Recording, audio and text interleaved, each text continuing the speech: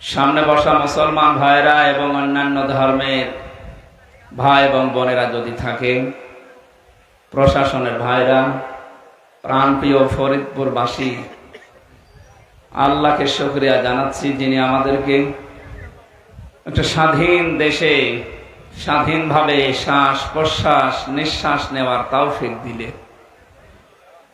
স্বাধীন দেশে এতদিন শুধু শুনেছিলাম যে আমরা স্বাধীন, কিন্তু আমরা ছিলাম পরাধীন।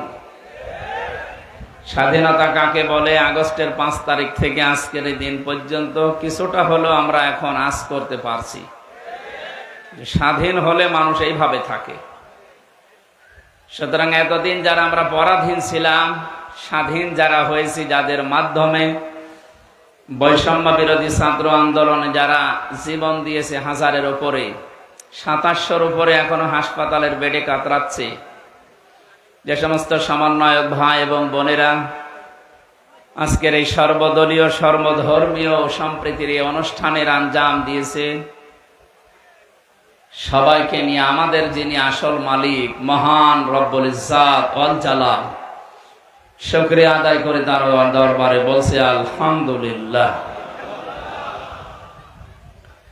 আল্লাহ রাব্বুল আলামিন বলেন, ওয়াইদ তাআযানা রাব্বুকুম লাইন শাকারতুম লাযিদান্নাকুম ওয়া লাইন কাফারতুম ইন্না আযাবি লাশাদীদ। সূরা ইব্রাহিমের 7 নম্বর আয়াতে আল্লাহ জানিয়েছেন, নবী তাদেরকে আপনি আযান দেন, ঘোষণা দিয়ে দেন যে তোমাদের রব একথা জানিয়েছে, যদি নিয়ামত পাওয়ার পরে শুকরিয়া আদায় করো, ওটা আল্লাহ বাড়িয়ে দেবে। লামে তাকিদ নুনে সাকিলা, গ্যারান্টি দিয়ে আল্লাহ জানিয়েছেন অবশ্যই আমি আল্লাহ ওটা জীবনে বাড়াবই। যদি দাম না দেয়, ওই নিয়ামতের শুকরিয়া আদায় না করে, গুরুত্ব দিতে না চায়, আমি আল্লাহ জীবন থেকে ওটা আবার কেড়ে নেব, ভয়ঙ্কর আযাবের ভেতরে ওদের জীবন ফেলে দেব। এর ভেতরে 2টা পার্ট আছে। 1 নম্বরে নিয়ামতের যদি কেউ শুকরিয়া আদায় করে, আল্লাহ ওই নিয়ামত বাড়িয়ে দেবেন। এখন শুকরিয়া আদায় কিভাবে করে? আমাদের এই বাংলাদেশ, ভারত, পাকিস্তান, এই 3টা দেশের মানুষ আমরা মনে করি নিয়ামতের শুকরিয়া আদায় মানে টুটি পর্যন্ত খেয়ে আর খাওয়ার জায়গা নেই, তখন মিষ্টি খাওয়া সুন্নত, তার মানে আরো খাওয়ার চাই। যা পারে খাওয়ার পরে এবার একটা ঢেকর তুলে বলে আলহামদুলিল্লাহ, হয়ে গেল। এটা তো নিয়ামতের শুকরিয়া আদায়ের একটা বাক্য। এটা কি? মুফাসসিরে আয়াতের ব্যাখ্যা করতে গিয়ে লিখেছেন, কোন মানুষ যদি নিয়ামতের শুকরিয়া আদায় করতে চায়, কমপক্ষে তার 3টা শর্ত মানা লাগবে। কয়টা? ফরিদপুরবাসী দেখেন তো, পরাধীন থেকে স্বাধীন হয়ে যে নিয়ামতটা পেলাম, এই যে মুক্ত জীবনে আজ কথা বলতে পারছি, আজ দেশে কোন মহারথীর অনুমতি নেওয়ার প্রয়োজন নেই কোরআনের আলোচনা করতে গেলে। অথচ আগস্টের 5 তারিখের আগে যদি অনুষ্ঠান করতেন, 14 জায়গায় পারমিশন নেওয়ার জন্য যাওয়া লাগতো, তারপরও তো জালেমরা দিত না। আপনি 14 জায়গায় যাবেন অনুমতি নেওয়ার জন্য, 28টা শর্ত দিয়ে দেবে। 5 তারিখের পরে দেশটা পাল্টিয়ে গেল। দায়িত্ব নিয়ে উনি ঘোষণা দিয়েছেন, এদেশে অন্যান্য ধর্মের মানুষেরা যেভাবে নিজেদের ধর্ম পালন করে কোনো অনুমতি লাগে না। মুসলমানেরা এদেশে 96% তাদের ধর্মীয় গ্রন্থ কোরআনে কারিমের আলোচনা করবে, শুনবে, বুঝবে, এটার জন্য কারো অনুমতি নেওয়া লাগবে না। এটা নিয়ামত না? এটা তাহলে এই নিয়ামতের শুকরিয়া আদায়ের মাধ্যম বললাম কয়টা? এটা ক্লাস চলছে, জবাব দেন ছাত্রের মতো, কয়টা? 1 নম্বরে আপনাকে বলা লাগবে যে হ্যাঁ এটা নিয়ামত। যারা আছেন খুব খেয়াল করে শোনেন, গতকালকে রাত 12:30টার সময় একটা রিপোর্ট এসেছে আন্তর্জাতিকভাবে, আগস্টের 5 তারিখ থেকে আজকের এই সেপ্টেম্বরের 19 তারিখ পর্যন্ত কতদিন গেল বলেন তো? এই 1 মাস 13 থেকে 14 দিনের ভেতরে এই দেশের যে এখন জরিপ, এখনো পর্যন্ত বাংলাদেশে 100 জনের 14 জন জালেমদেরকে ভালোবাসে, সাপোর্ট করে। 100 জনের 28 জন মানুষ জেনারেল যারা আছে, আমি নাম নিলাম না, এদেরকে এখনো সাপোর্ট করছে। আনন্দের বিষয়, এদেশে 100 জনের 58 জন ইসলাম যেন এদেশে কায়েম হয় এটা চাচ্ছে।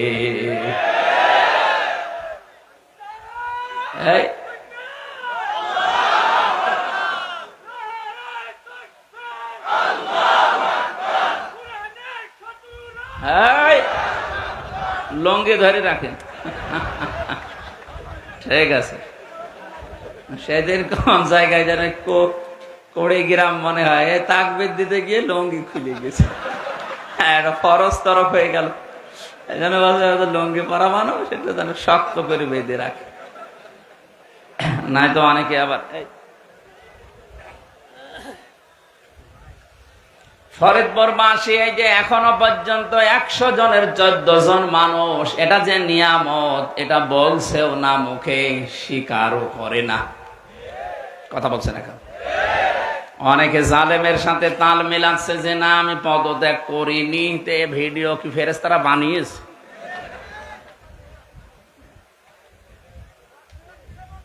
আপনি একটা হাজী সাহেবা মানুষ এত বড় মিথ্যা কথা ক্ষমতার জন্য বলতে পারলেন না? পারবে তো, পুরা জীবনটা মিথ্যার উপরে।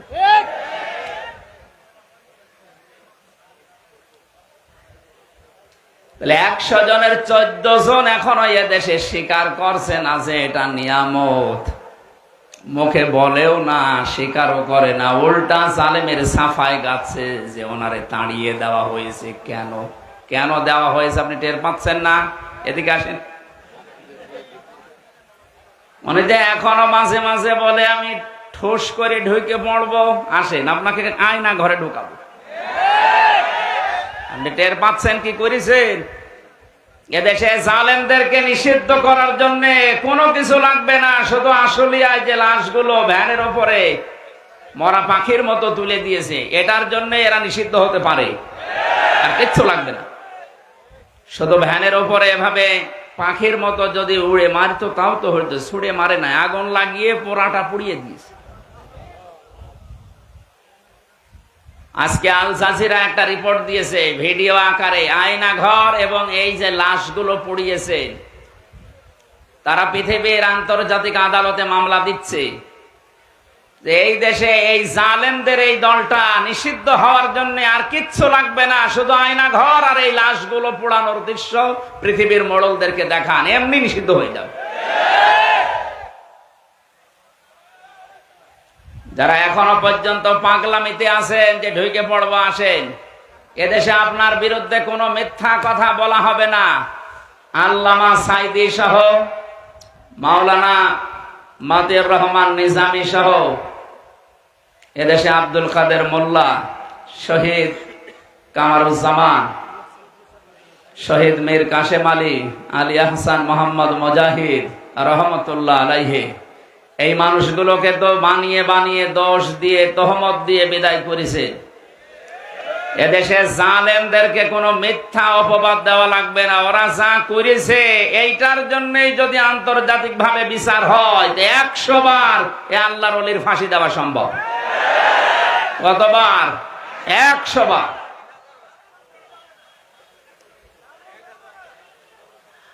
আমরা কি বললাম? এই যে 100 জনের 58 জন আমরা খুব বেশি খুশি, আর 28 জন এখনো পর্যন্ত খুশি আছে, কিন্তু বারবার কেন জানি দেখছি পাগলামি করছে। না, তাড়াতাড়ি দেন। কি দেব? বাসর ঘরে বউ বসে আছে, নতুন বউ, দাদি শাশুড়ি যে বলছে কি গো আমার কিন্তু পতি চাই, বউ বলছে, দাদি শাশুড়ি আমারে সময় দেন। শাশুড়ি এসে বলছে, কি গো বৌমা, আমার কিন্তু নাতি চাই, তোমাদের সময় দেবেন তো, কেবল আসলাম। ননদ এসে বলছে, আমার ভাতিজা চাই। কিছুক্ষণ পরে স্বামী এসে বলছে, বউ তুমি যাই করো, আমার কিন্তু বেবি চাই। বউ এবার মুখ তুলে বলছে, স্বামী বংশ কি সব পাগল নাকি? আপনাদের বাড়িতে ফরিদপুরে হওয়া ঠিক হয়নি, হওয়া দরকার ছিল পাবনায়। আসতে পারলাম না, এখনো কাজ কাম কিছু হয়নি, আর আপনি নাতি চাচ্ছেন। কেউ পতি চাই, কেউ ভাতিজা চাই, কেউ বেবি চাই। 10 মাস 10 দিন সময় দেবেন না? এখনো বাসর হবে, কাজ কাম হবে, 10 মাস 10 দিন সময় দেবেন, তারপরে তো কাউকে নাতি, কাউকে বেবি, কাউকে ভাতিজা আমি সব দিতে পারবো। সময় না দিয়ে খালি চিল্লাচ্ছেন, এগুলোকে আমি ডাউনলোড করে নিয়ে আসবো। এই যে 100 জনের 28 জন এখনো পাগলামি করছেন, যাদের দায়িত্ব দিলাম অন্তত সময় তো দেবেন। তারা তো এখনো 10 মাস 10 দিন সময় পায়নি। আপনাকে নাতি দেবে কি করে, বেবি দেবে কি করে? তাড়াহুড়া করে যদি আবার দেয়, তাহলে দিনের ভোট আবার রাতে হবে। কারণ এখনো পর্যন্ত এই 1628টা চেয়ার সবগুলো জালেমরা দায়িত্বে আছে। আমরা চাই এদেশের 1628টা চেয়ারে এতদিন যারা জালেমের গোলামি করেছে, সবগুলো চেয়ার থেকে লাথি দিয়ে নামিয়ে ওই জায়গায় বৈষম্যের শিকার এতদিন যারা ছিল তাদেরকে রিপ্লেস করা। এটা আমাদের দাবি, আপনারা মানেন কিনা? লিল্লাহি তাকবীর। আলহামদুলিল্লাহ ভাই, এইটা যদি আরম্ভ হয়, যেহেতু সংস্কার আরম্ভ হয়েছে, বৈষম্য বিরোধী ছাত্র আন্দোলনে যারা জীবন দিয়েছে তাদের জীবনীগুলো, তাদের কথাগুলো দেখেন। প্রত্যেকের যে 9টা দফা, তার ভেতরে এইটা এক যে আমার সংস্কার চাই। কয়েকদিন আগে আমার মামলা সব খারিজ করে দিয়েছে। যিনি ছিলেন দায়িত্বে, এতদিন তো তার কাছে মামলা ছিল, এতদিন তিনি মামলার এভাবে নথি দেখার পরে কোনোদিন বলতে পারে না যে এর ভেতরে কোনো মাল নেই। অথচ এখন বলছে, হুজুর এর ভেতরে তো কোনো মাল নেই, কি দেখে বিচার করবো, যান খালাস দিয়ে দিলাম। এটা তো আপনার কাছে ছিল এতদিন, এতদিন তো বলেননি যে যান এটা খালাস করে দিলাম। উনি এই কথাই বলতেছে, হুজুর আমার হাত বাঁধা। কি বাঁধা ছিল বলেন বলেন? আমরা চাই এদেশে আর কারো যেন হাত বাঁধা না থাকে। এ বিচারপতির হাত খুলে দেওয়ার সঙ্গে সঙ্গে যেমন 3 বছরের মামলা 3 সেকেন্ডে ঢিসমিস করে দিয়েছে, যারা দায়িত্বে আছে এই 1628টা চেয়ারে প্রত্যেকটা হাত যেন এই বিচারপতির মতো, আবু সাইদের মতো খুলে যায়। কথা বলেন। 1627টা চেয়ারে হাত বাঁধা ছিল, মাত্র একটা হাত খোলা ছিল। তাও হাত খোলা ছিল না, দাদা যা বলতো তাই করত। সুতরাং ওনারা যা চেয়েছিল আমরা সবই দিয়েছি, শেষে একটা বাকি ছিল, এটাও দিয়ে দিলাম। পাকিস্তান থেকে বাংলাদেশ ভাগ করে দিয়েছিল ওনারা, এই জন্য ওনারা আমাদের পরম বন্ধু। 7 সিস্টারের মাধ্যমে ভারত 7 টুকরা হতে চলেছে। আমরা সাহায্য করব, আমরা আপনাদের বড় বন্ধু। কারণ আপনারা 1 টুকরা করে যদি বড় বন্ধু হন, আমরা 7 টুকরা করে দিচ্ছি। কথা বলেন না কেন? আমরা আপনাদের আরো বড় বন্ধু না? যারা আছেন এই দায়িত্বে, চেয়ার গুলো আমরা মুক্ত করতে চাই, কারণ এগুলো জালেমদের দোসর। এরাই জালেমকে আরো সাহস জুগিয়েছে, জালেমের সাহায্য করেছে। আমার ভাইরা, এখানে 28 জন যারা আছেন পাগলামি করছেন, আপনি থামবেন। 58 জন যারা চাচ্ছে দেশে আল্লাহর বিধান কায়েম হওয়ার মাধ্যমে, প্রফেসর সাহেব যেটা বলছিলেন, এদেশে বিধানটা কায়েম হলে যত রকমের সম্প্রীতি আছে সব তখন আমরা দেখতে পাবো। 100 ভাগ ন্যায় বিচার কায়েম হবে। আপনি তো দেখেননি ন্যায় বিচার কারে বলে? খলিফাতুল মুসলিমিন হযরতে ওমর রাদিয়াল্লাহু তাআলা আনহু তিনি দেখিয়েছেন ন্যায় বিচার কারে বলে। রাষ্ট্রের দায়িত্ব পালন করে বাড়িতে ঢুকলেন, হঠাৎ করে এক মহিলা তার যুবতী মেয়েকে নিয়ে এসে বলে, খলিফাতুল মুসলিমিন দাঁড়ান, আমার এই যে যুবতী মেয়ে দেখতে পাচ্ছেন, একে ধর্ষণ করেছে আপনার সন্তান আবু শামা। তিনি বললেন, যা বলছেন আপনি এ কথা ঠিক তো? বলে, হ্যাঁ। আপনি জিজ্ঞাসা করেন সন্তানকে। ঘরের ভেতরে যে দেখলেন আবু শামা খাবারে বসেছে, ডাক দিয়ে বলে, সন্তান আমার, তোমার বিরুদ্ধে একটা অভিযোগ এসেছে, তুমি নাকি জেনা করেছো, ধর্ষণ মামলার আসামি তুমি। কথা ঠিক? সন্তান মাথা নিচু করে বলছে, বাবা, যৌবনের তাড়নায় আমি মাতাল হয়ে গিয়েছিলাম, নেশাদ্রব্য পান করিয়েছিল, বন্ধু বান্ধবের পাল্লায় পড়ে আমি নাবিজ খেয়েছিলাম, এ কারণে আমার মাথা ঠিক ছিল না, আমি ভুল করে ফেলেছি, আপনি আমারে মাফ করে দেন। হযরত ওমর ডাক দিয়ে বলে, সন্তান, মাফ আমার কাছে না, মাফ আল্লাহর কাছে চাও, আর অপরাধ যার কাছে করিছো তার কাছে চাও। এখান থেকে একটা শিক্ষা বের হয়। এইদিকে তাকান।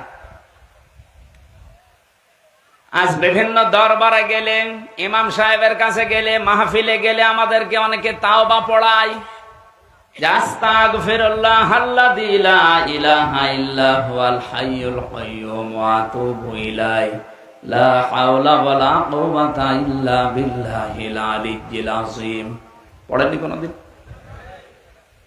এটা যদি কেউ পড়ে মুখে, কোন মানুষ যদি স্বীকার করে যে হ্যাঁ আমি অপরাধী, এবারে শব্দের ব্যাখ্যা হচ্ছে অপরাধ করেছেন যার কাছে, স্বীকার করবেন তার কাছে। হযরত ওমর এইটাই সন্তানকে জানিয়েছিলেন, সন্তান, আল্লাহর কাছে তো মাপ চাইতেই হবে, কিন্তু অপরাধ তুমি করেছো যার কাছে, স্বীকার করা লাগবে তার কাছে। আমাদের দেশে এই তাওবার প্রথম এটা নেই। আমরা অপরাধ করি এক জায়গায়, মাপ চাই আর এক জায়গায়। কথা বোঝে? এটা যদি আজ চালু করতে পারতাম যে অপরাধ যার কাছে, স্বীকার করবেন তার কাছে, দেশে অপরাধ বন্ধ হয়ে যেত। হাতে নাতে ধরা পড়ার পরে অনেককে দেখি বলেন, না, তদন্ত কমিটি গঠন করেন। হাতে নাতে ধরা পড়িস, তারপরও স্বীকার করতে রাজি না। অথচ ওই লোকটা আমার কাছে আসলে বলবে, হুজুর তাওবা পড়িয়ে দেন। কি পড়াবো? আস্তাগফিরুল্লাহ। আরে ভাই, এটা তো একটা বাক্য। তাওবা যদি কেউ করতে চায়, তাওবা আর ইস্তেগফার এক জিনিস না। আস্তাগফিরুল্লাহ, আস্তাগফিরুল্লাহ সব সময় পড়া যায়, কিন্তু তাওবা যদি কেউ করে, তার 3টা শর্ত মানা লাগবে। কেউ যদি তাওবা করে, ওর পেছনের অপরাধ আল্লাহ পুরাটা মাফ করে জায়গাটা নেকি দিয়ে পাল্টিয়ে দেয়। তাওবাটা বড় জিনিস। 1 নাম্বার শর্ত, আপনাকে স্বীকার করা লাগবে অপরাধ, যে হ্যাঁ আমি অপরাধী। আদম আলাইহিস সালাম এইটা করেছিলেন। তিনি বলেছিলেন, রব্বানা যালামনা আনফুসানা, হে আল্লাহ, আমি অপরাধ করে ফেলেছি, আমার নফসের উপরে আলিম জুলুম করে ফেলেছি। উনি স্বীকৃতি দিয়েছিলেন। সিস্টেম অপর পৃষ্ঠায় দেখুন, আল্লাহ পাক বলেন, শয়তানও অপরাধ করেছিল, কিন্তু অপরাধের স্বীকৃতি দেয়নি। ও আর্গুমেন্ট পেশ করেছে, আমাকে ডাক দিয়ে বলেছিল, রব্বুল আলামিন, আনা খায়রুম মিনহু খালাকতানি মিন নারি ওয়া খালাকতানি মিন তিন। তুমি আমারে আগুন দিয়ে বানিয়েছো, আর এটা বানিয়েছো মাটি দিয়ে। আগুনের কাজ সব সময় উপরে যাওয়া, মাটির কাজ নিচে যাওয়া। আমার ভেতরে পাওয়ার আছে, আর ওর ভেতরে কোনো পাওয়ার নেই। শয়তান অহংকার করেছিল ক্ষমতার, পাওয়ারের। কিসের? বলেন না কেন? শয়তান যে অহংকার করেছিল পাওয়ারের, ক্ষমতার। আজ তাকান পৃথিবীর দিকে, শয়তানকে আল্লাহ যতগুলো জিনিস দিয়েছিলেন, তার ভেতরে এইটা। শয়তান এক নম্বরে বলেছিল, রব্বুল আলামিন আমি পাওয়ার চাই, ক্ষমতা চাই। কিয়ামত পর্যন্ত শয়তান মার্কা মানুষ যারা আসবে দুনিয়ায়, তাদের প্রথম চাহিদা থাকবে এইটা যে যা করো করো, আমি ক্ষমতা চাই। আপনি ভিডিও দেখবেন, এই কথা বলছেন না কেন? এটা বলে নাই নির্বাচন করো করো না করো আমি জানি না, আমি ক্ষমতা চাই, আমার পাওয়ার চাই। এ কথাটা কার? শয়তানের। বলেন বলেন। আর শয়তান যার উপরে ভর করে তার, তাহলে বোঝা যাচ্ছে শয়তানের দেশে একজনের উপরে ভর করেছিল, সে যাই হোক। 2 নম্বরে আপনাকে অনুশোচনা করা লাগবে, অনুতপ্ত হওয়া লাগবে। আদম আলাইহিস সালামের তাওবা কবুল হওয়ার পেছনে প্রথম শর্ত তিনি স্বীকৃতি দিয়েছিলেন অপরাধের। আমরা যেহেতু আদমের সন্তান, গোপনে না, কোন কামরায় ঘরের ভেতরে না, প্রকাশ্যে আজকে জনসম্মুখে আমরা আল্লাহর কাছে স্বীকার করছি, আল্লাহ আমরা অপরাধী। বলেন তো মন থেকে, আল্লাহ আমরা অপরাধী। আমরা অপরাধী না? এই কথা বলেন না কেন? এটা বলতে লজ্জা করে? বলেন আমরা কি? আরো জোরে। আমরা প্রকাশ্যে ঘোষণা দিচ্ছি আমরা অপরাধী। 2 নম্বরে আমাদের অনুশোচনা আছে, অনুতপ্ত হয়েছি আমরা। 3 নম্বরে জীবনে যে ভুলের ভেতরে ছিলাম, কোনদিন এরকম ভুলে আমি আর যাব না, আল্লাহ তুমি আমারে মেনে নাও। হযরত আদম আলাইহিস সালাম যে মুনাজাত করেছিলেন, নবীজি বলেছেন কোন আদম সন্তান কিয়ামত পর্যন্ত যদি এই মুনাজাতটা আল্লাহকে শোনায়, মহান আল্লাহ আদম নবীর মতো তাকেও মাফ করে দেবে। জবান খুলে আদম নবীর ওই মুনাজাতটা বলেন, রব্বানা যালামানা আনফুসানা ওয়া ইল্লাম তাগফির লানা ওয়া তারহামনা লানাকুনান্না মিনাল খাসিরিন। আল্লাহ রাব্বুল আলামিন এত বেশি খুশি হয়েছিলেন এই কথাগুলোতে, আদম নবীর শুধু তাওবা কবুলই করেননি, আমার আল্লাহ আদম আলাইহিস সালামকে এত বেশি খুশির সংবাদ ওই সময় দিয়েছিলেন, আদম শুধু তোমাকে আজকে মাফ করলাম না, কিয়ামত পর্যন্ত তোমার সন্তানাদি যারা আসবে তারাও যদি অপরাধ ভুল করার পরে এভাবে স্বীকৃতি দিতে পারে, স্বীকার করতে পারে, তাদেরকেও আমি আল্লাহ মাফ করে দেব। কিন্তু শয়তানের চরিত্রটা পুরা উল্টা। অপরাধ করার পরে স্বীকৃতি দেওয়া দূরের কথা, আরো আর্গুমেন্ট পেশ করে। আমরা এরকম কোন শর্ত সামনে নিয়ে আসব? বলেন। হযরত ওমর ডাক দিয়ে বললেন, সন্তান অপরাধ করেছে তুমি, ওই মহিলার কাছে, মেয়েটার কাছে আগে মাপ চাও। তার স্ত্রী ডাক দিয়ে বলে, স্বামী আমার, ছেলেটা তো ভুল করেই ফেলেছে, এই মেয়েটা গরিবের মেয়ে, ওকে পুনর্বাসনের জন্য যা লাগে আমি আমার নিজের থেকে দিয়ে দেব, আমার ছেলেকে মাফ করে দে। হযরত ওমর বলে, সন্তান আমার, তোমার যেমন মায়া লাগে আমারও মায়া লাগছে, কিন্তু আমার সামনে আল্লাহর বিধান, এটাকে আমি পার করার ক্ষমতা রাখি না। কাজীকে ডাক দিয়ে বললেন, বিচার যেটা আছে কোরআনে আরম্ভ করো, জানিয়াতু ওয়াজ্জানি ফাজলিদু কুল্লা ওয়াহিদিম মিনহুমা মিয়াতা জালদা। কাজী আরম্ভ করেছে আয়াত অনুযায়ী 100টা বেত মারা লাগবে। তাফসীরের ভেতরে আমি পেয়েছি 80টা মারার পরে সন্তান প্রায় মারা গেছে।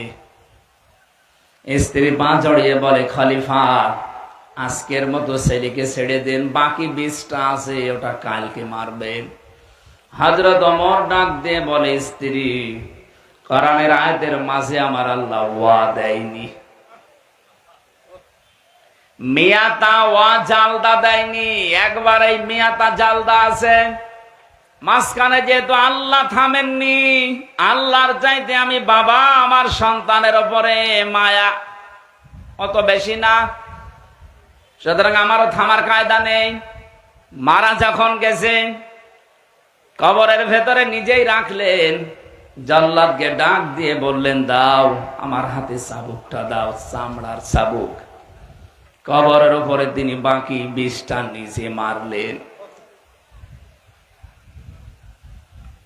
কবরের মাটিগুলো 2টা ভাগ হয়ে যাচ্ছে। 100টা পরিপূর্ণ করে তিনি বাড়িতে গেলেন। সন্তান যে বিছানায় থাকে, যে বালিশ নিয়ে ঘুমিয়ে থাকে, বালিশটা এবার বুকের ভেতরে নিয়ে তিনি হাওমাও করে কাঁদছেন। স্ত্রী এসে বলে, খলিফা এত করে নিষেধ করলাম যে আজকের মতো থাক, বাকিটা কালকে মারবেন, আপনি শুনলেন না, কবরের উপরে মারলেন। 100টা পরিপূর্ণ করে এসে এখন বালিশ নিয়ে কাঁদতেছেন, আপনি মানুষ? হযরত ওমর ডাক দিয়ে বলে, স্ত্রী আমিও তো বাবা, আমারও মায়া আছে, এতক্ষণ যা করেছি আল্লাহর বিধান, এখন যেটা করছি এটা আমার মহব্বত। আমি ওই আল্লাহর উপরে 100 ভাগ পূর্ণ আস্থা নিয়ে কাজ করেছি।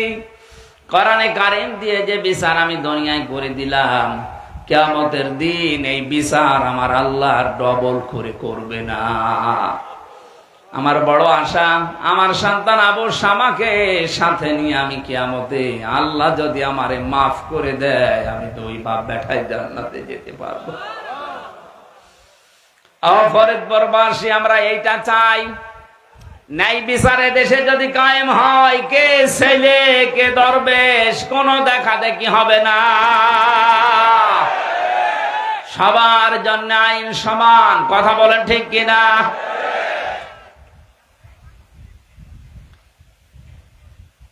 এই কোরআনের কথাগুলো শোনার জন্য আমরা এসেছি। আরেকবার বলছি আলহামদুলিল্লাহ। দরুদ আর সালাম পড়ছি আমাদের নবী মুহাম্মদুর রাসূলুল্লাহ সাল্লাল্লাহু আলাইহি ওয়াসাল্লামের প্রতি। এটা রবিউল আউয়াল মাস, এই জন্য আমরা বেছে নিচ্ছি রবিউল আউয়াল সম্পর্কে কিছু গুরুত্বপূর্ণ বিষয় জানা এবং মানার জন্য। সূরা আহজাব 21 নম্বর আয়াতের প্রথম অংশটা, সূরা ফাতাহ এর 27 নম্বর আয়াতের প্রথম অংশটা, এই 2টা অংশ আমরা তেলাওয়াত করেছি। লক্ষ লক্ষ হাদিস থেকে একটা হাদিসের টুকরা পড়েছি। এই 2টাকে সামনে নিয়ে রবিউল আউয়াল মাসে যে ভ্রান্ত বিষয়গুলো আমাদের দেশে বিশেষ করে চলছে, আমি বিশ্বের বহু দেশে ঘুরেছি। রবিউল আউয়ালে বিশেষ করে ঝামেলা তৈরি হয় বাংলাদেশ, ভারত আর পাকিস্তানে। যেতে এই সমস্ত দেশে আমরা যারা আছি, আমাদের আবেগ বেশি, বিবেক কম। কথা বলেন না কেন? আবেগ দিয়ে ইসলাম চলে না। চলে? বিবেক খাটাতে হয়। বুদ্ধি দিয়েছেন আল্লাহ খেলা করার জন্য না। আকালু লাউ কুন্না নাসমাউ আও নাকিলু মা কুন্না ফি আসহাবিস সাঈর। যারা সাঈর নামক জাহান্নামের দরজা দিয়ে প্রবেশ করবে, ফেরেশতা যিনি দায়িত্বে আছেন জিজ্ঞাসা করবেন, কেন আসলেন এখানে, তো ভয়ঙ্কর জায়গা।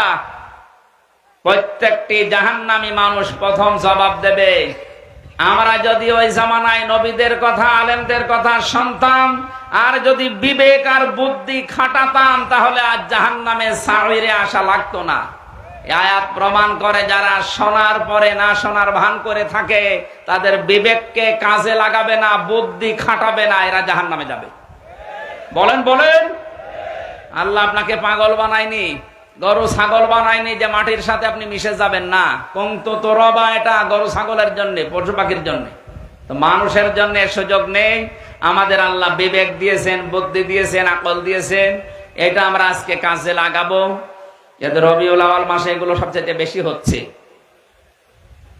সূরা ফাতিহা থেকে আলোচনা করছি। সূরা ফাতিহা এটা মানে বিজয়। ফাতিহা মানে কি? বলেন বলেন। কোরআনে কারীমের সূরা ফাতিহার 27 নম্বর আয়াতে আল্লাহ পাক ঘোষণা দিচ্ছেন, খুব খেয়াল করে মেলাবেন বাস্তবতার সাথে। লাকাদ সাদাকাল্লাহু রাসূলাহুর রুয়া বিল হক লাতাদখুলুন্নাল মাসজিদাল হারামা ইনশাআল্লাহু আমিনিন। আল্লাহ পাক বলেন, শব্দ শুরু করার আগে গ্যারান্টি দিয়েছি, লাকাদ, অবশ্যই। কে বলছেন বলেন তো? অবশ্যই সাদাকাল্লাহু, আল্লাহ নিজে এখানে কর্তা, নিজে ফাইল। আল্লাহ পাক বলেন আমি অবশ্যই নিজে সত্যে প্রমাণিত করব, সত্যের রূপ দেব, বাস্তবায়ন করে দেখাবো। রাসূলুর রুয়া বিল হক, আমার রাসূল যে স্বপ্ন দেখেছেন এই স্বপ্নকে আমি যথাযথভাবে দুনিয়ায় দেখাবো। এই ঘোষণা দিলেন কে? বলেন বলেন। প্রশ্ন আসতে পারে স্বপ্ন, হ্যাঁ এটা আমাদের মতো উল্টাপাল্টা স্বপ্ন না। 15.5 বছরে আমরা অনেককেই দেখেছি কিছু করলেই বলে এটা আমার বাবার স্বপ্ন ছিল।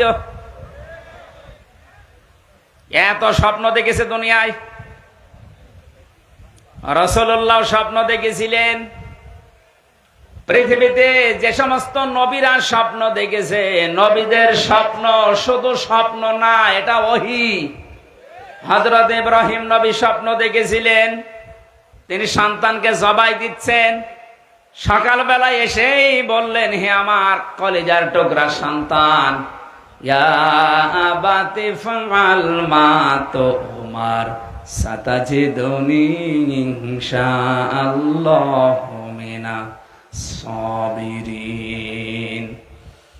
আমি স্বপ্ন দেখলাম তোমাকে জবাই করছি, তোমার রায় বলো। সন্তান ওই রকম ছিল, তিনি জানতেন এটা বাবা, এটা সাধারণ মানুষ না, উনি আল্লাহর নবী। আর নবীদের স্বপ্ন হয় ওহী। নবীদের স্বপ্ন কি বলেন বলেন। বাংলাদেশে অনেকেই স্বপ্ন দেখে বিভিন্ন জিনিস চালু করে দেয়। কত মানুষকে আমরা দেখি স্বপ্নে পেয়েছে বাবা গাছ, স্বপ্নে গাছ পায় না, স্বপ্নে পানি পেয়েছে। এগুলো সব ভণ্ডামি। পৃথিবীতে শুধু নবীদের স্বপ্ন ছিল ওহী, বাকি কারো স্বপ্ন শরীয়তের দলিল না। স্বপ্ন দেখলে আপনি আন্দাজে ছুটে যাবেন, স্বপ্ন ছিল বলে আপনি বানাবেন। আমার তো মনে হয় কোনদিন যিনি স্বপ্নের কথা বলে পদ্মা সেতুর নাম চালিয়ে দেন, আমার বিশ্বাস জীবনেও উনি এই স্বপ্ন কোনদিন দেখেননি। এখন শোনা যাচ্ছে 560টা যে মসজিদ, মডেল মসজিদ, এটাও নাকি ওনার স্বপ্ন ছিল। কে বলেছে আপনাকে? আজকে জরিপ বেরিয়েছে সৌদি আরব 8,000 কোটি, 800 কোটি না কত কোটি টাকা দিয়েছিল এই মসজিদ গুলো বানাতে, আর পুরা জাতির কাছে কত রানা করে চালিয়ে দিয়েছে। এটা আমার বাবার স্বপ্ন ছিল। বাবার স্বপ্ন ছিল বাবার জমি জায়গা বিক্রি করে বানান, একটা মসজিদ হবে না। কথা বলেন না কেন? টাকা দিলেও সৌদি আরব আর চালাচ্ছে বাবার স্বপ্ন বলে।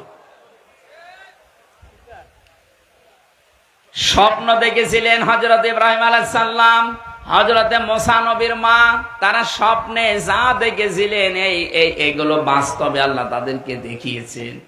আল্লাহ বলেন আমার নবীকে যে স্বপ্ন দেখালাম এটা আমি আল্লাহ নিজে বাস্তবায়ন করব। এবার আমার প্রশ্ন, নবী এখন আছে? এই কথা বুঝবেন, আন্দাজে হা করবেন না। নবী এখন আছে বলেন? তাহলে রুয়া বিল হক, এর আগে রাসূলুল্লাহ আছে। তার রাসূলকে আল্লাহ যে সত্য স্বপ্ন দেখালেন এটা তিনি বাস্তবায়ন করবেন।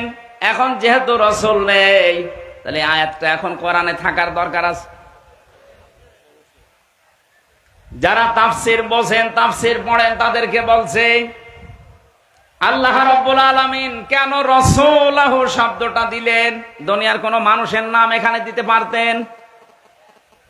রাসূলুল্লাহ শব্দ দেওয়ার কারণ মুফাসসির লিখেছেন কিয়ামত পর্যন্ত রাসূলুল্লাহ থাকবে না, কিন্তু রাসূলের রূহানি সন্তান উলামায়ে কেরাম থাকবে। রাসূলের স্বপ্ন আল্লাহ যেভাবে বাস্তবায়ন করেছেন, দেখিয়েছেন হক সত্য, কিয়ামত পর্যন্ত রাসূলুল্লাহর সত্যিকারের উত্তরাধিকারী নায়েবে রাসূল যারা, তাদের স্বপ্নকে আল্লাহ দিনের পর দিন প্রতিফলন ঘটাবেন।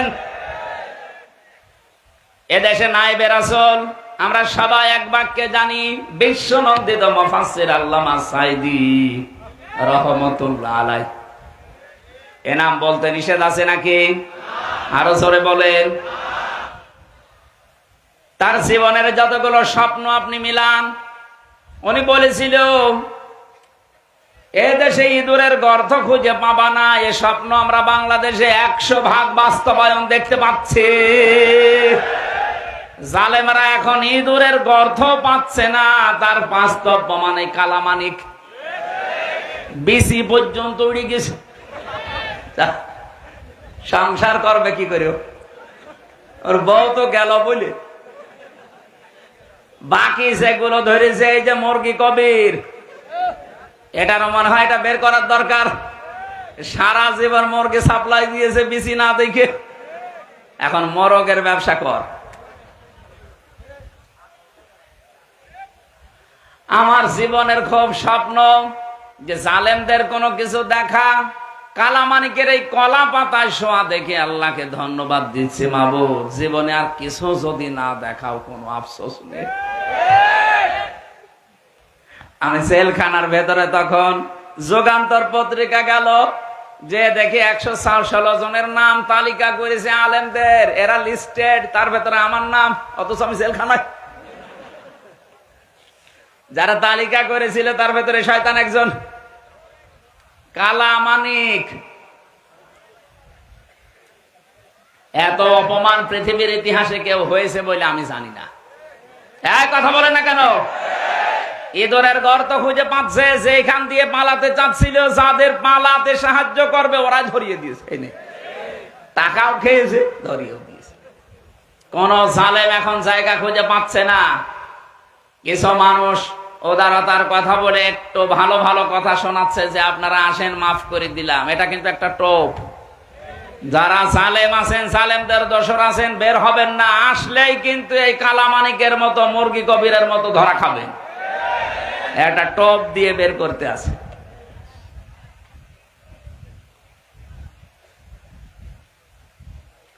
অনেক যখন বলছে যে আমি পাশাপাশি আছি, চট করে ঢুকে পড়বো, কত মানুষ আশায় আছে ওনার চামড়া দিয়ে ডুগডুগি বাঁচাবে।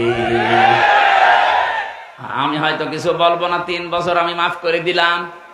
কিন্তু ব্যারিস্টার আরমানের বউ 8টা বছর আপনি তার স্বামী ছাড়া রেখেছেন, জীবনও মাফ পাবেন না। ইলিয়াস আলীর বউ জীবনও আপনাকে মাফ করবে না। যে নাটক আপনি করলেন তা সেলিমের সামনে, তার মেয়েটা মুখের ভেতরে নিয়ে বলছে তোমার বাবাকে আমি খুঁজে বের করবো, অথচ তখন তাকে মেরে ফেলা হয়ে গেছে। এত বড় প্রতারণা করলেন এই বাচ্চাটার সাথে। আল্লাহ একজন নেই, কথা বলেন না কেন?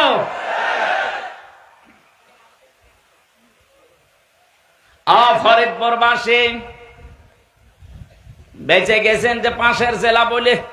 সারা দেশে এখন গোপালগঞ্জ এ শব্দটা বললে অনেকে ঘৃণা করছে।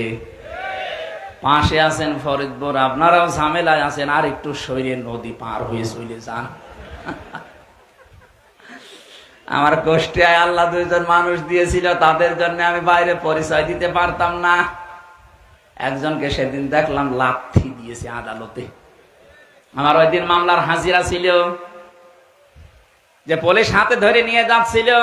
ইকবাল ভাই, বললাম ভাই আপনার সামনে এরকম লাথি দিল, আপনি কিছু বললেন না। বলবো কি করে, কিছু করার নেই, দেখ লাথি ওর কপালে আসে। গতকালকে একজন ধরা পড়েছে কুষ্টিয়ার, আমার মনে হচ্ছে এও লাথি খাবে। কারণ যা করেছে এ জালেমদের দেখলাম বাড়ির ইট পর্যন্ত মানুষ খুলে নিয়ে চলে গেছে। এমনি এমনি এটা করে। কত রাগ হলে আপনার উপরে মানুষ বাড়ির ইটও খুলে নিয়ে চলে যায়, বলেন? টয়লেটের প্যান পর্যন্ত খুলে নিয়ে চলে গেছে। জালেমের কিচ্ছু রাখবো না। কুষ্টিয়া এখন ঘোষণা দিয়েছে আর ওই বাড়িটা এখন জাদুঘর বানানো হবে। আমার মনে হয় না।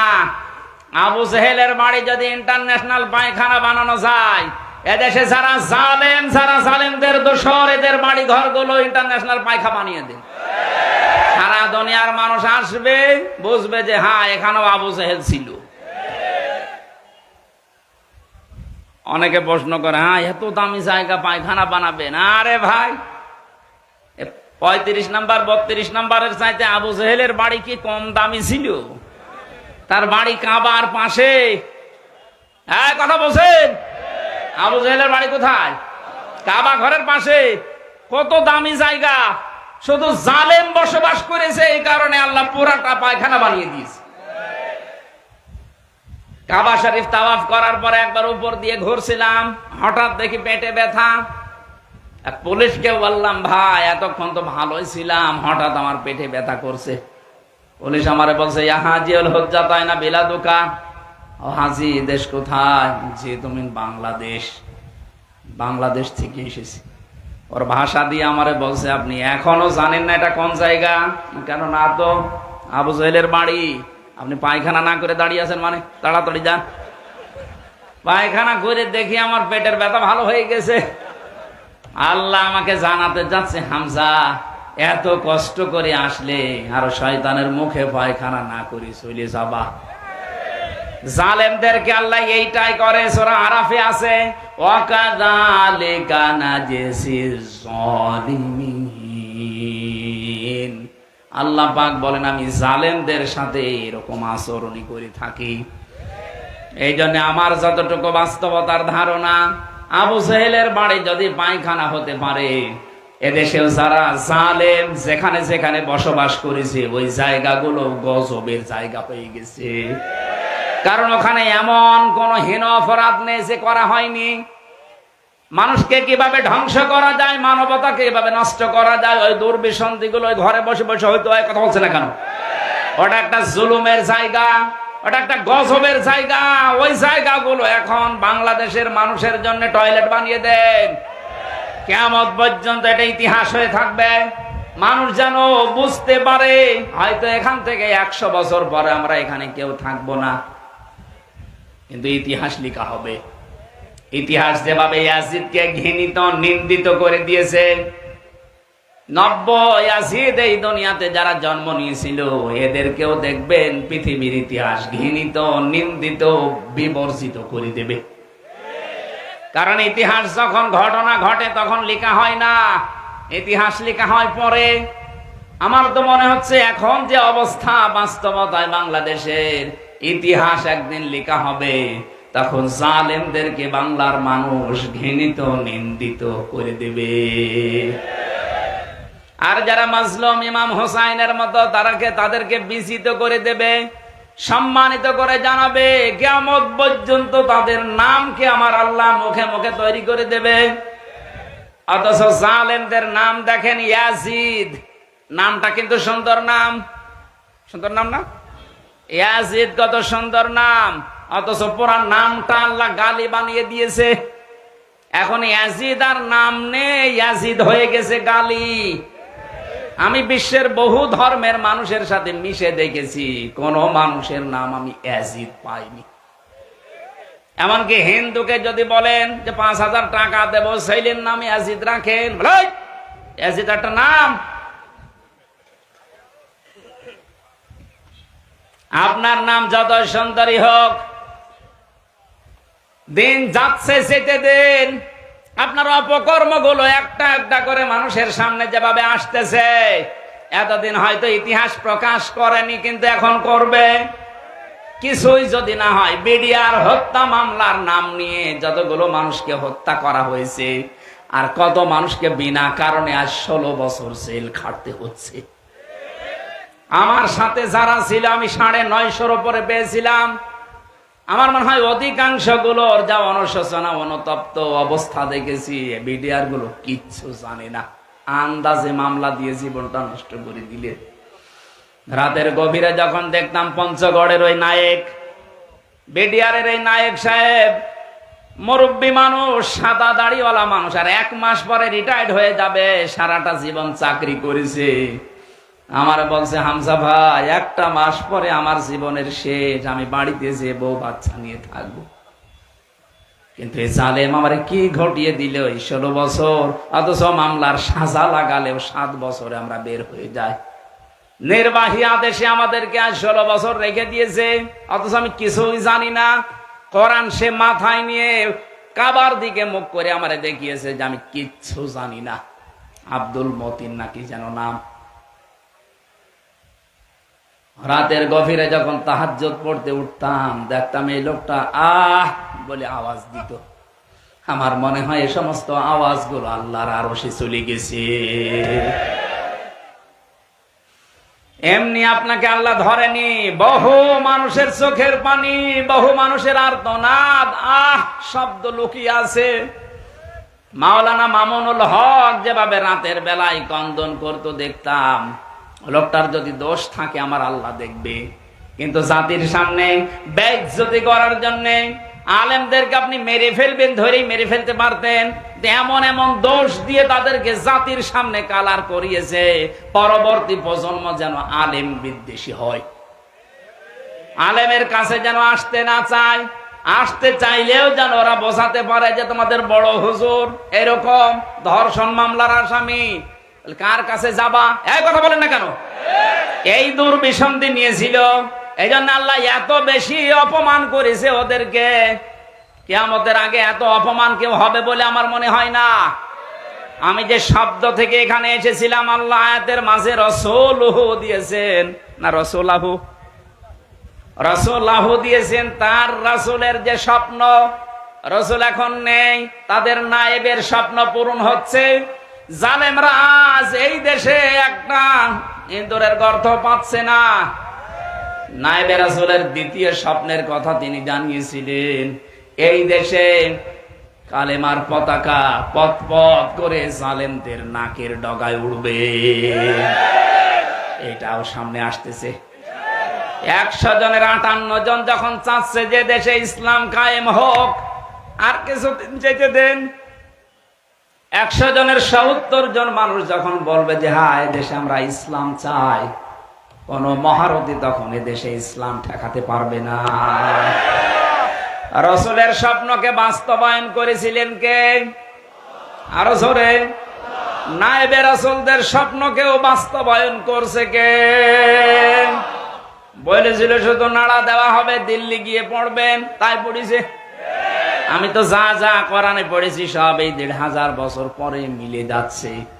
শুধু ভাবি আল্লাহ রসুল তো নেই, আল্লাহ বলেন রসুল নেই তাতে কি, রসুলের নায়েব আছে, তার উত্তরাধিকারী আছে, তার স্থলাভিষিক্ত আছে। সুতরাং আলেমরা যে স্বপ্ন দেখছে, সামনে দেখতেছে, এই স্বপ্নগুলো আল্লাহ বাস্তবায়ন করবে।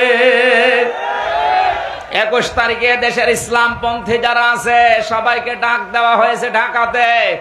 প্রধান অতিথি ডাক্তার শফিকুর রহমান, বাংলাদেশ জামাত ইসলামের আমির জামাত মুফতি সৈয়দ ফয়জুল করিম আসবেন। এরপরে বাংলাদেশের ইসলামী দলগুলো বড় বড় সেগুলো সব আছে। আমার মনে হচ্ছে এগিয়ে যা দেখছি, আবার যে স্বপ্ন যে কোরআন দিয়ে দেশটা চলবে, আল্লাহ মনে হয় ওই দিকে এগিয়ে দিচ্ছে। কারণ 53 বছর আমি দেখি নাই, আমার তো 33 বছর। এখানে মুরব্বী বসে আছে, জিজ্ঞাসা করেন বাবা চালিয়েছিল দেশটা, মানুষ দুর্ভিক্ষে মরেছে। এটা কি আমি বানালাম? দুর্ভিক্ষ হয় না ওই সময়? স্বামী চালিয়েছিল, কাঙ্ক্ষিত মানের শান্তি স্থাপন করতে পারে নাই। চাচা চালিয়েছিল 9 বছর, যেভাবে হোক পারে নাই। ভাবি চালিয়েছে, পারে নাই। বুবু চালালো, পারে নাই। এখন শুধু বাকি আছে আল্লাহর এই কোরআন দিয়ে দেশ চললে কেমন দেখা যায়।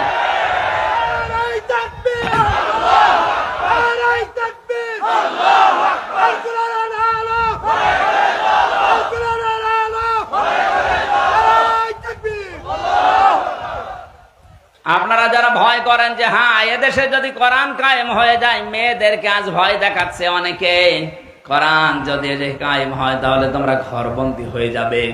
যারা বাবা খায়, যারা ডাল খায়, যারা লাল পানি খায়, এদেরকেও ভয় দেখাচ্ছে অনেকে যে তোমরা কি করবা। কান খাড়া করে শোনেন এগুলো যারা খান। কারা খান দেখে হাত তোলেন তো। এখানে হয়তো এগুলো আসেনি, কিন্তু ভিডিও হচ্ছে, ওরা শুনবে। আমার সামনে এখন 18 কোটি মানুষ, সবাইকে উদ্দেশ্য করে বলছি যাদের যা খাওয়ার অভ্যাস আছে, অনেকে যদি আপনাকে ভয় দেখান যে খেতে পারবেন না, না, মিথ্যা কথা। কারণ কোরআন যদি কায়েম হয়ে যায়, এমন একটা পরিবেশ আল্লাহ তৈরি করে দেবে, ওগুলো খেতে আপনার মনে চাইবে না। এই যে দাড়ি কাটা মানুষ একটা, উনি হয়তো বিড়ি খাওয়ার অভ্যাস থাকলেও থাকতে পারে, খাক, বিড়ি খাওয়া তো আর হারাম না, মাকরুহ, দু একটা খেলে খাক। এখন উনি যদি বলে হুজুর আমি মসজিদের ভেতরে আছি কিন্তু আমার বিড়ি খেতে মনে চাচ্ছে, খেতে পারবে? কথা বলে না কেন? কারণ মসজিদ এমন একটা পরিবেশ, আল্লাহর ঘরটা এমন ভাবে আল্লাহ বানিয়েছেন, এটা পুরাটা রহমত দিয়ে ভরা। এই জন্য মানুষ যদি দুনিয়ায় রহমত চায়, কোন মাজারে না, কোন বাবার দরগাহে না, 8 রশি 14 রশিতে রহমত নেই, রহমত আছে আল্লাহর ঘর মসজিদে। কোন রশিতে যাওয়ার সময় কেউ কি বলে আল্লাহুম্মা আফতাহ লি আবওয়াবা রহমাতিক? না, কিন্তু আল্লাহর ঘরে ঢুকলে আপনাকে বলতে হবে আল্লাহুম্মা আফতাহ লি আবওয়াবা রহমাতিক, হে আল্লাহ তোমার রহমতের দরজা সব খুলে দাও। তাহলে এই দোয়া দ্বারা বোঝা যাচ্ছে রহমত পেতে হলে যাওয়া লাগবে কোথায়? আরো জোরে। মসজিদের ভেতরে প্রবেশ করে ওনার যতই নিশা থাক বিড়ি খেতে পারবে। একটা পরিবেশ আল্লাহ বানিয়ে দিয়েছেন আলাদা।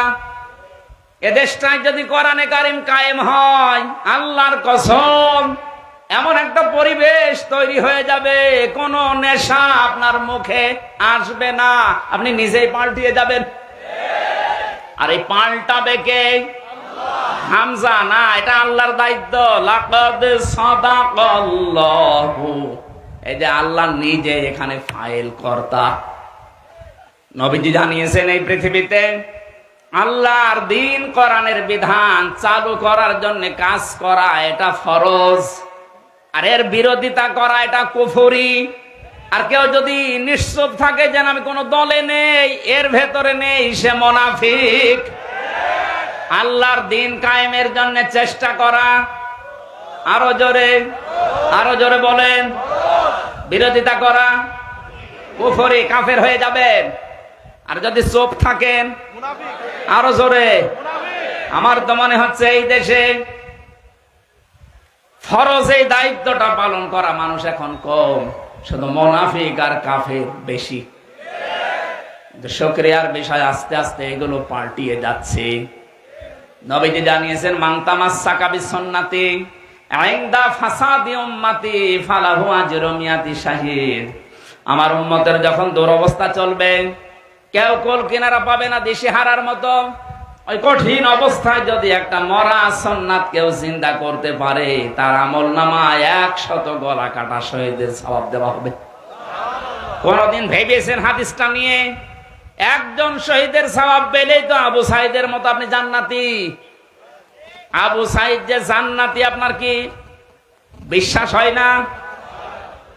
জালেমের জুলুমের সামনে নিজের জীবন পর্যন্ত যে লোকটা দিতে পারে, অনেকে তাকে এখনো শহীদ বলতে রাজি না। শহীদকে যদি কেউ শহীদ না বলে, তাহলে তার ইমানের সমস্যা হবে। কারণ কোরআনের আয়াতে আল্লাহ জানিয়েছেন শহীদদের ব্যাপারে খুব সতর্ক।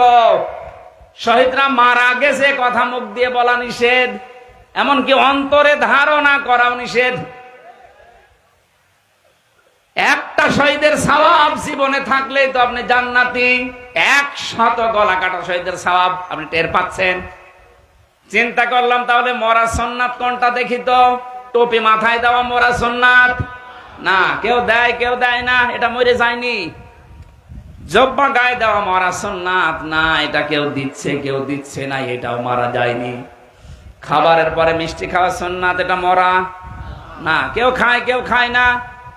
আমার দৃষ্টিতে ধরা পড়েছে একটা মরা সুন্নাত এই দেশে আছে। নবীজি কোরআন দিয়ে 10 বছর এই দুনিয়া চালিয়েছিলেন, রাষ্ট্র চালিয়েছিলেন। কয় বছর? আরো জোরে। এই 10 বছর বাংলাদেশ কোরআন দিয়ে চলবে, এইটা মরা সুন্নত, এটা এখনো নেই। এই সুন্নত দরকার নেই বলেন? এই সুন্নাত যদি চিন্তা করতে পারি আমরা, এদিককার টাকা এদিকে যাবে না। যত টাকা পাচার হয়েছে, আমরা চাই সব টাকা আবার দেশের রাষ্ট্রের কাছে ব্যবহার করা হোক, সব ফিরিয়ে নিয়ে আসেন। যদি নিয়ে আসতে না পারেন, এই জালেমদের মা বাবা স্ত্রী পুত্র যারা এতদিন এই জুলুমের টাকায় আরাম করেছে, ওদেরকে রাষ্ট্রের কাজে লাগান, কোনো ছাড় নেই এদের। এই যে বেনজির, ওর কোনো নজির নেই। পৃথিবীতে একটাই মাল পয়দা হয়েছে, গোপালগঞ্জের 4 ভাগের 3 ভাগই তার। আমি বাংলাদেশের যত জেলাতে যাই, বিশেষ করে এই কিশোরগঞ্জ এলাকায়, পিরান জায়গা কার? বেনজির। কার? বেনজির। আপনার এত জমি জায়গা লাগে, এখন নেন এগুলো চাষ করেন, সব রাষ্ট্রের পক্ষ থেকে বাজেয়াপ্ত করা হোক। কথা বলেন ঠিক কিনা? শুধু এর না, এই 15.5 বছরে এই বাংলাদেশে মানুষকে মিথ্যা মামলা দিয়ে বেকার বেকার দোষ চাপিয়ে যাদের কাছ থেকে টাকা পয়সা কালেকশন করেছে, মনে আছে বাবার টাকা পায়, সে টাকা চাইতেছে। আমার যেদিন ধরে নিয়ে এসেছে, তার পরের দিন আমার বাবাকে জানিয়েছে 10 লক্ষ টাকা দেন, নয়তো আপনার ছেলের নামে 50টা মামলা দেব। এই যে মাদারীপুরের এলাকায় বাড়ি, কাউন্টার টেররিজমের প্রধান ছিল আসাদুজ্জামান আর এই মনিরুল ইসলাম, গোপালগঞ্জে। আমার বাবা তো গ্রাম্য মানুষ, ভয়তে ছেলে একটা, তো টাকা কোথায় পাবে, কে কোথায়, যা তা করে 8 লাখ টাকা সঙ্গে সঙ্গে দিয়েছে। তারপরও শয়তানরা কথা রাখলে তো হয়, আবার মামলা দিয়েছে, আবার দিয়েছে রিমান্ডে। ওরা বললো যে টাকা দেন, আমরা কিছু করব না, টাকাও নিয়েছে, মামলাও দিয়েছে, রিমান্ডও নিয়েছে। তাহলে 1 দিন 2 দিন 10 দিন। আমার মতো হামজা একজন না, হাজার হাজার, 1 লাখ 10 লাখ, 1,10,000 মানুষ এখনো বাংলাদেশের জেলখানায় জেল খাটতেছে। অধিকাংশ গুলোই মিথ্যা মামলার আসামি, যাদেরকে এইভাবে মিথ্যা মামলা দিয়ে এদের কাছে মনে আছে টাকা পাইতো, ওর বাবা ওর দাদা সেই টাকা চাইতে এসেছে।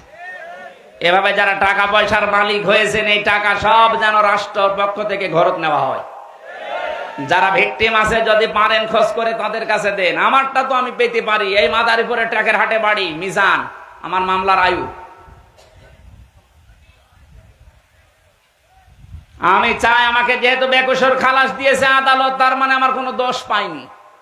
কথা বলে না কেন? কোনো দোষ পাইনি, যে মামলায় নিয়েছিল কোনো দোষ নেই, এই জন্য তো বেকসুর খালাস দিয়ে দিয়েছে।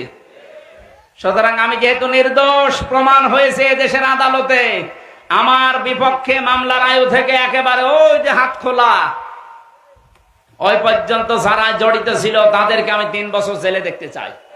কোনো শাস্তি নেই, এটাই তাদের শাস্তি। আর আমার বাবা যেহেতু 8 লাখ টাকা দিয়েছে, আমরা এদের কাছে প্রত্যেকের কাছে 8 লাখ টাকা চাই, দেন। টাকা বাবার টাকা সব কামাই করিস, যত টাকা অবৈধভাবে কামাই হয়েছিল, এই টাকাগুলো যদি রাষ্ট্র এখন বাজেয়াপ্ত করে, দেশ দাঁড়িয়ে যাবে, কোনো অসুবিধা নেই। ডক্টর মোহাম্মদ ইউনূস জানিয়েছে, যত টাকা পাচার হয়েছে 3 ভাগের 4 ভাগের 3 ভাগ টাকা অলরেডি আসা আরম্ভ হচ্ছে, প্রক্রিয়া আরম্ভ হয়ে গেছে। আর 1 ভাগ বাকি আছে, ওইটাও নিয়ে আসা হবে। যারা নিয়ে আসতে পারবে না, সারা জীবন এই দেশের গোলামি করা লাগবে। টাকা আত্মসাৎ করবা, কালেমার পতাকা উদ্দিন হয়ে পথ পথ করে উড়বে, এটা কোরআনের পাখির স্বপ্ন ছিল। যেহেতু তিনি নায়েবে রাসূল, লা তাদখুলুন্নাল মাসজিদাল হারামা ইনশাআল্লাহু আমিনিন, প্রবেশ করবেন অবশ্যই আপনি মসজিদে হারামে নিরাপত্তার সাথে। মসজিদে হারাম বাংলাদেশে আছে? বলেন না কেন? তাহলে এই আয়াত কি বাংলাদেশের জন্য না? কিভাবে আপনি এর ব্যাখ্যা করবেন? মসজিদে হারাম যেহেতু নিরাপদ জায়গা, নিরাপত্তার জায়গা, কোরআনে কারিমে সূরা আলে ইমরানে আল্লাহ পুরা এরিয়াকে বলেছেন এটা নিরাপত্তার শহর।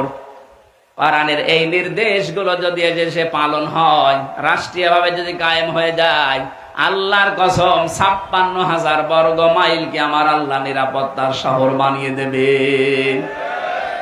এমন মুসলমান তৈরি হবে এই দেশে, টেকনাফ থেকে তেতুলিয়া পর্যন্ত একটা মহিলা যুবতী সাজগোজ করে যাবে, শুধু আল্লাহর ভয় ছাড়া কোনো ভয় তার ভেতরে থাকবে না। প্রশ্ন আসতে পারে, তাহলে যুবক মানুষ, যুবক গুলো এমন মুসলমান হবে। বিশ্বনবীর ইন্তেকালের কিছুদিন পর এক যুবতী মেয়ে তার আত্মীয় বাড়িতে যাবার সময় পাহাড়ের পাদদেশে ভয়ে ভয়ে আছে, সন্ধ্যাবেলায়, না জানি আমার সব হারিয়ে যায় কিনা। হঠাৎ দেখতে পেলেন অন্ধকারের ভেতরে সামনে দিয়ে একটা যুবক আসতেছে, জড়সড় হয়ে বসে পড়েছে।